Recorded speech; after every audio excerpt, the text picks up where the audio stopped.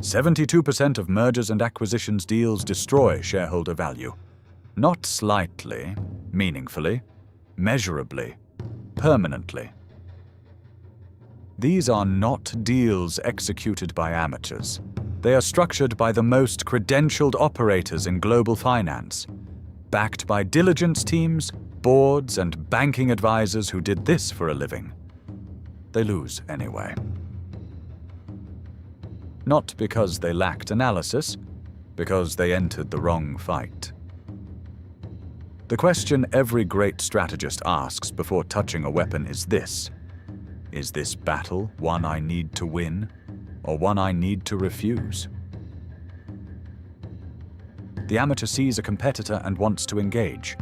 The professional sees a competitor and asks whether the engagement itself is the trap. I watched this pattern kill kingdoms.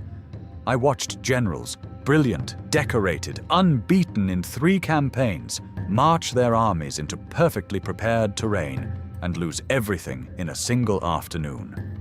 They were not defeated by superior force. They were defeated by the decision to fight at all. Right now, in the current market cycle, the same error is being priced into every venture portfolio, every enterprise sales war room, and every AI company convinced that scaling compute is the same as building a moat. The most dangerous move on any battlefield, ancient or modern, is the move you made 3 steps before the battle started. You just have not seen the consequences yet. I am Sun Tzu. You have read fragments of my work quoted in every leadership book published in the last 50 years.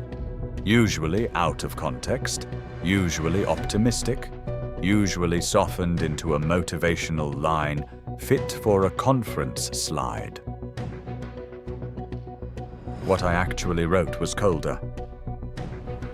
13 chapters, roughly 6,000 characters in the original, composed during a period of Chinese civil fragmentation so sustained that a general's average career expectancy was 1 successful campaign and 1 catastrophic failure.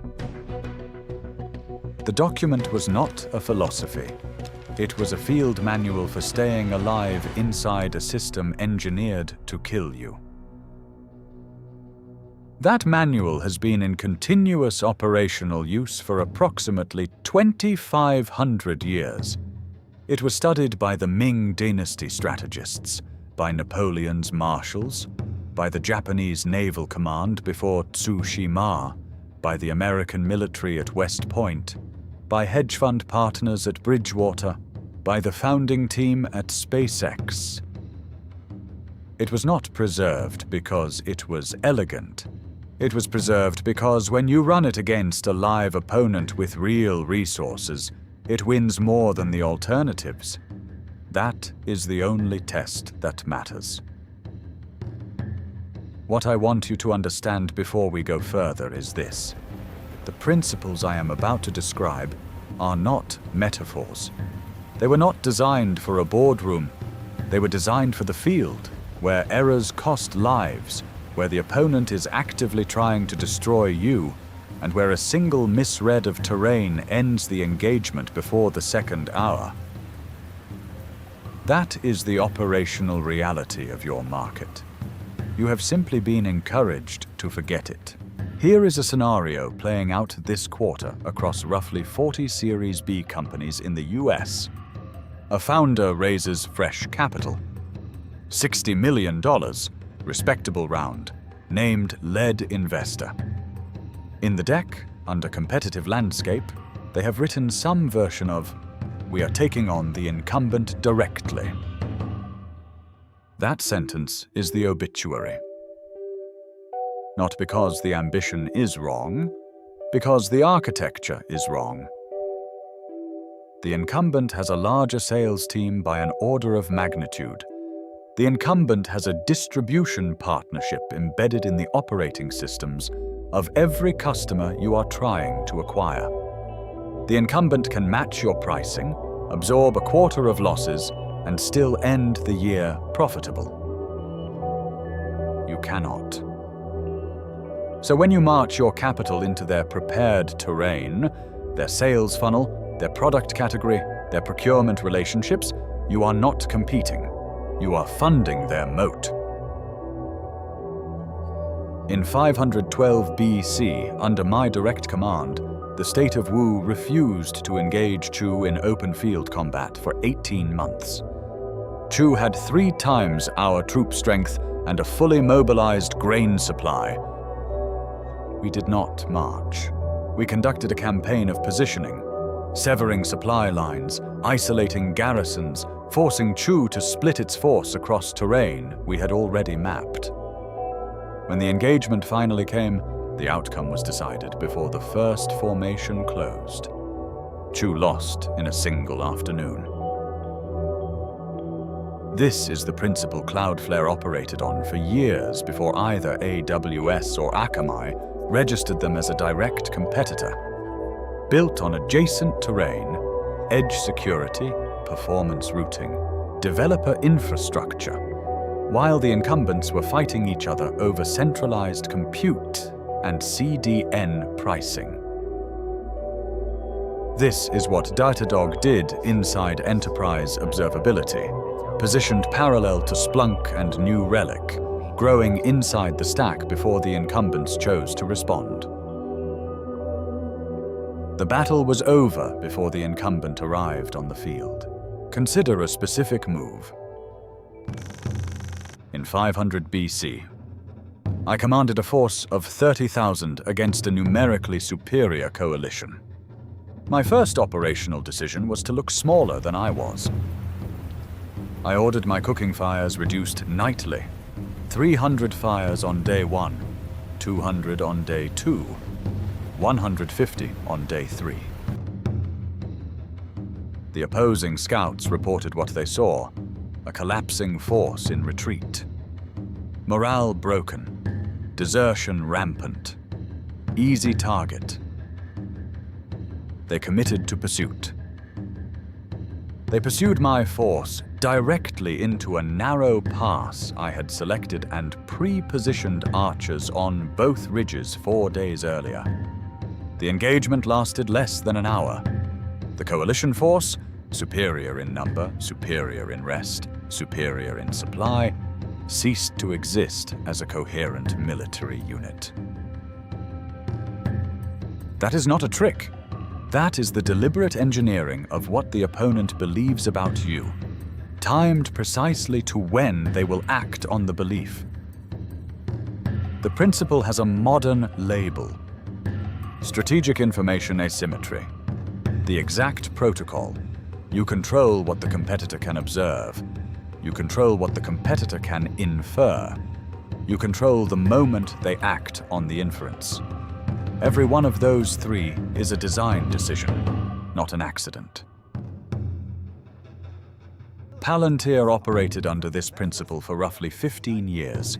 Externally, eccentric CEO, opaque product, vague mission. Internally, the most embedded data infrastructure in Western defense and intelligence agencies on Earth. By the time the market understood the position was no longer contestable. The anti-pattern is the founder who pitches every feature, publishes every metric, and announces every partnership on LinkedIn the day it closes. That founder is not being transparent. That founder is briefing the enemy. If you know the enemy and know yourself, you need not fear the result of 100 battles. That line gets quoted constantly, almost always incorrectly. The emphasis sits on the word "and." Not one or the other, both, at the same resolution, simultaneously. Most operators running companies right now know exactly one of the 2. They know their own numbers: MRR, churn, CAC, burn multiple, pipeline coverage. They can cite the metrics from memory in a board meeting. They do not know the competitors' numbers, not with the same precision, not with the same recency, not with the same operational specificity. Ask a typical Series B CEO, what is your top 3 competitors' net revenue retention in enterprise? What is their sales cycle length for deals over 100,000 ARR? What is their average discount at close? Most will estimate. Some will admit they do not know. Very few will have the actual data.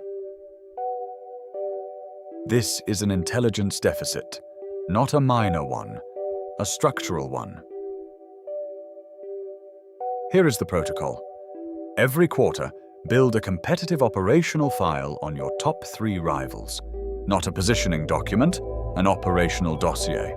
Pricing changes, headcount movement, enterprise wins disclosed in press releases, partnership announcements, executive departures, patent filings, job posts by function. Job posts alone will tell you what a company is building 6 to 9 months before the product ships. When the Japanese Naval Command studied my 13 chapters before Tsushima in 1905, they did not read for inspiration. They read for operational doctrine, and they destroyed a numerically superior Russian fleet in a single engagement. Terrain determines the engagement. In my era, terrain was literal: the mountain pass, the river crossing, the open plain. The general who arrived first, who saw the ground before the opponent did, fought at a structural advantage no amount of tactical skill could overcome on the day. In the current market, terrain is different, but the mechanics are identical. Terrain today is distribution. It is the platforms where customer attention already accumulates. It is the data networks, the API ecosystems, the developer tools embedded inside every AI stack being shipped this quarter. Nvidia did not win the AI cycle in 2023. Nvidia won it in 2007, when CUDA was released. 16 years of unopposed terrain accumulation before the battle, every competitor is now fighting, became visible.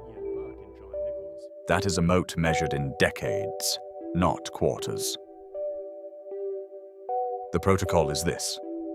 Name the 3 pieces of terrain your category will be decided on in the next 24 months. Not the ones being fought on today, the ones being fought on next. Then position there before the category arrives.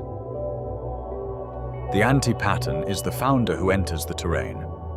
The current market leader is already entrenched in, competes on feature parity, and loses inside 18 months. The second principle is timing. Attack when the opponent is divided. Mid-integration after an acquisition, mid-reorganization after an executive departure, mid-transition between product generations. These windows are narrow and specific. Miss them, and the opportunity does not return for years. GPT-4 OpenAI's release cadence across GPT-4, O1, and O3 was not a product roadmap. It was a timing architecture, designed to compress the competitive response window below the competitor's decision cycle. Speed is not a feature, it is a weapon. The supreme act of strategy is the one that leaves no evidence of a battle. No dramatic confrontation, no press cycle, no case study for future founders to study and misinterpret. Just a position that, when the market finally looks at it, has already been architecturally impossible to contest for several years. That is the victory that does not fit on a motivational slide. That is why it does not circulate at leadership conferences. That is why the books written about it tend to focus on the louder battles, the ones with charismatic losers and quotable moments. The actual work is quieter. Subscribe if you want the next manual. Each week we take one figure and extract the operational doctrine from the record. The application is yours to engineer. I am Sun Tzu. The war you win most completely is the one the opponent never registered as a war until it was already concluded. Everything else is theater.